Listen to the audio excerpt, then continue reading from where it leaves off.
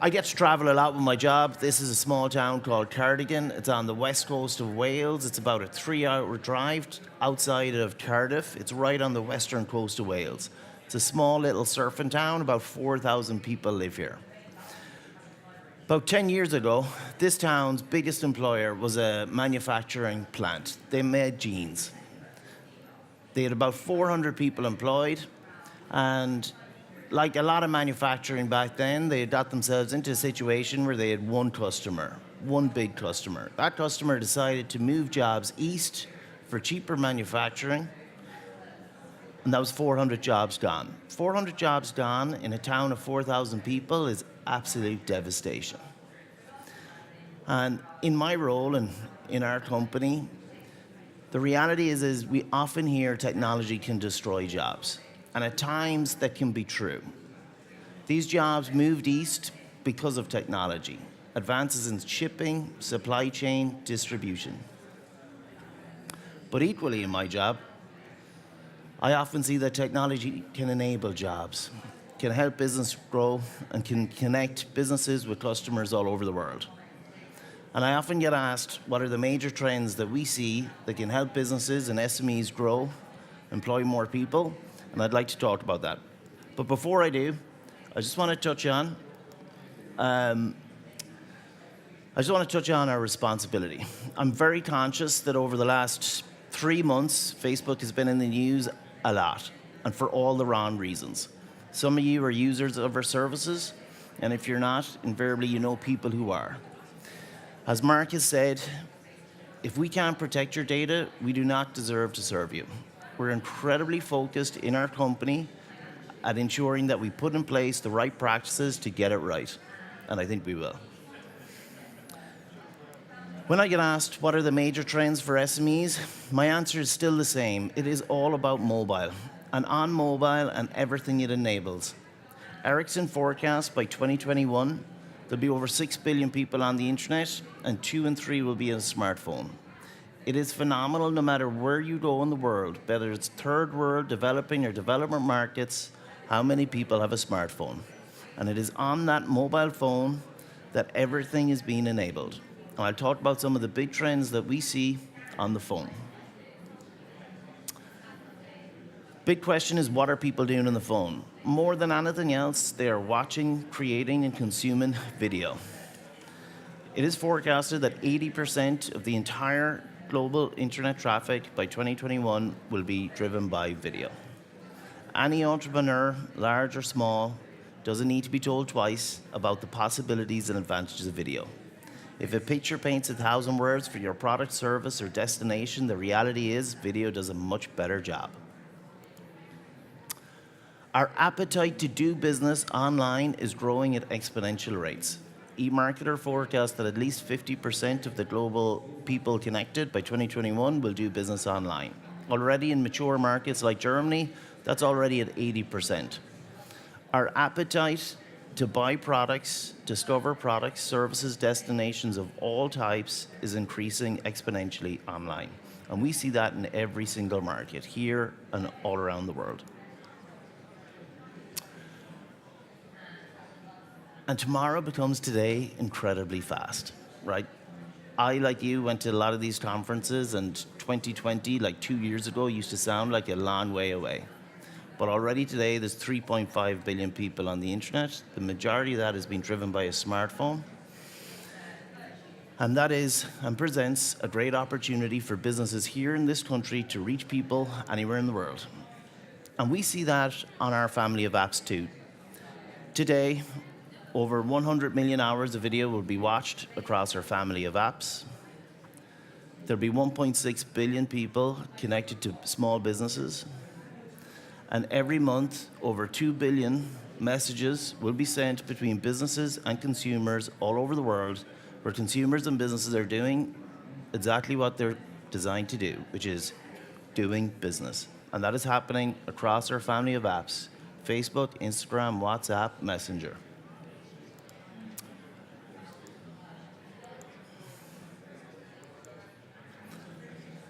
The next big trend that we see is stories. I've been with Facebook for nearly 9 years, I've seen a lot of big trends. I am blown away by just how fast the growth of stories is happening.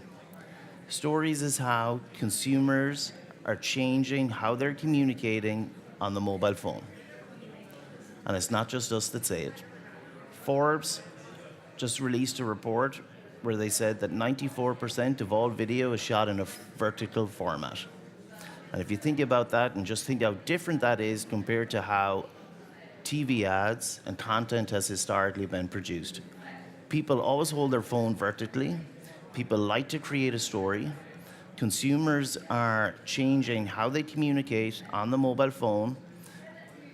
And I predict businesses will have to change too. And it's happening incredibly fast. November last year, we released on just Instagram alone, over 300 million people use stories. 300 million is a big number, but when you put that in context of just 18 months, it is phenomenal just how fast people are changing how they communicate on a mobile phone, which is largely through stories. And what we have always seen at Facebook, we see trends that happen with consumers first, and invariably businesses will follow. And as more and more consumers communicate through mobile phone in a stories format, businesses will have to learn how to do that too. And for some businesses who are doing it already, that presents a great opportunity. For example, in Ireland, if you take McGee, well-known company, they're in their third generation, family-run business in their third generation, great company, producing beautiful products. They're using stories now to reach all over the world. They're using stories to export their beautiful Irish products to over 50 markets in the world. For every €1 they invest in stories across those markets, they get €10 back. In the US, it's even higher, it's 14. Consumers love to engage in stories. It is an incredibly engaging and rich platform, and that presents a big opportunity for entrepreneurs. And what's behind McGee is another big trend and another big implication of what we see, which is it has never been easier to reach people anywhere in the world. It has been never easier to export your product or service or destination to anyone, anywhere in the world. There's over 1 billion people on Facebook connected to businesses in a foreign country. In Europe, 70% of our consumers are connected to businesses outside their home country. If we turn that to this country, today there are 46 million people around the world connected to Irish businesses across our platform of apps. That is a large market, it's a fast-growing market. Over 84% of our consumers of our services in Ireland are connected to businesses outside of Ireland.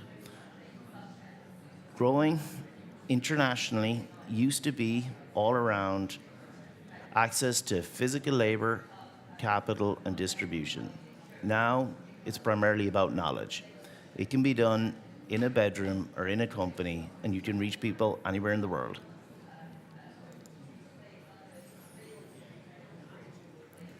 One of the things we're incredibly passionate about, behind me, are some real business messages from companies large and small.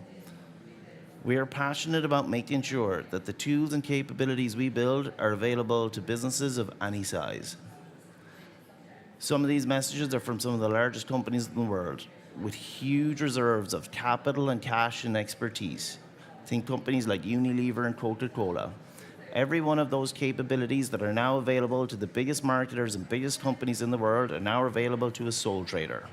We are passionate about making sure that every capability is made available to every business, irrespective of your size.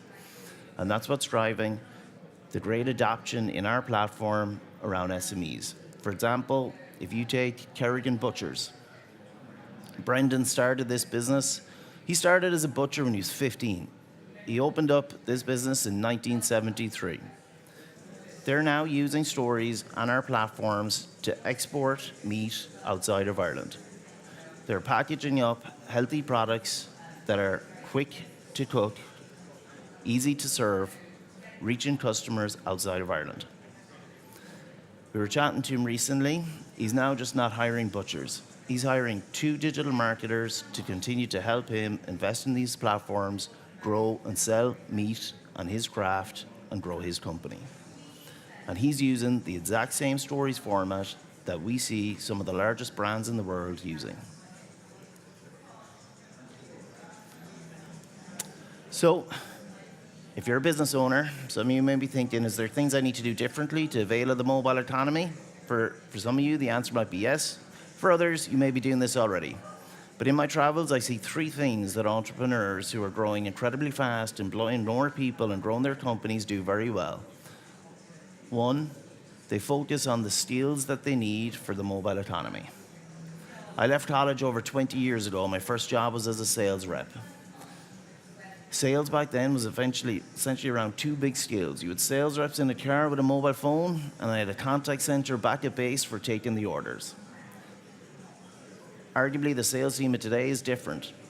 They are creative artists, digital marketers, and data analysts. Those 3 skills that entrepreneurs invest in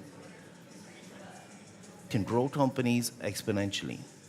They're the same 3 skills that I see in great startups and great scale-ups, whether it's in Tel Aviv, Berlin, Nairobi, or Dublin. Focusing on the right skills for the mobile economy can help you grow faster and ultimately employ more people. 2, agile marketing. So, marketing used to be about a great idea, essentially going into a studio for 24 hours and cutting some content, and using that content to distribute through lots of channels for at least a year. On mobile, that doesn't really work, because people like to create content and consume content at an incredibly fast pace. Technology is catching up with the human brain. It's not the other way around. MIT released a study recently where the human brain can process an image 60,000 times faster than a word. It takes milliseconds for us to process an image and understand what it is. As mobile and the penetration of mobile goes around the world, the amount of data that's being created is increasing at exponential rates. That means lots of content. Lots of content that people want to consume very quickly, on the go, on a mobile phone. That means from a marketing perspective, you need to be very good at creating content, A/B testing what works, and constantly refreshing and finding the exact piece of content and story that connects with your micro audience. That requires a lot of A/B testing, a lot of constant refreshing, and a lot of data science. That is quite different than how traditional marketing has been done. And then the third, focusing on real results. Ultimately, to grow a company and employ more people, all that matters is that cash register must ring again, again, and again.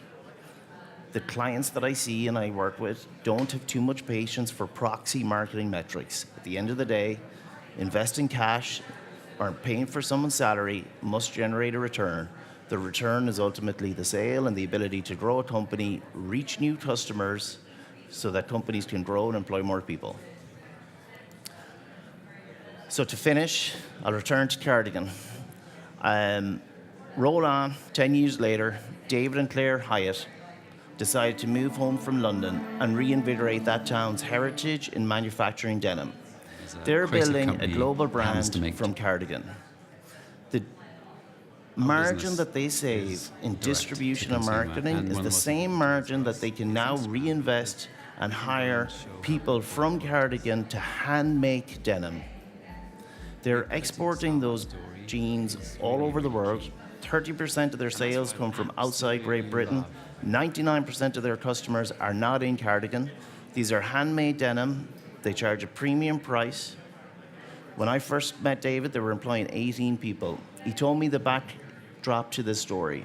His sole purpose for this brand is to create 400 jobs. He was at 18 at the time. Last time I spoke to him, he's already up about 45 people. Meghan Markle, on her first trip to Wales as Princess of Wales, wore denim. These were from Hyatt on part of her trip to Wales. This company has grown exponentially, using mobile to find customers all over the world. It will be one of the biggest brands in the world. They're already in some of the premium retailers in London and Berlin. I got an email about 2 weeks ago from David. The photo on the right-hand side is a photo of the old factory 10 years ago that used to employ 400 people. They've now taken it again.